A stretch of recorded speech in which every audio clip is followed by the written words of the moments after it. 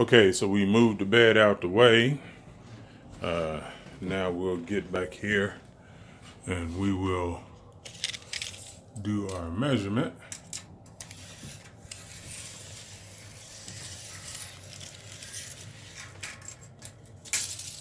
All right, so as you can see,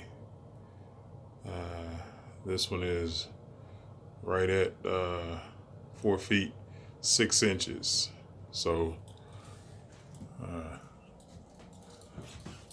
we got our pole in here, and let's see here how we gonna do this.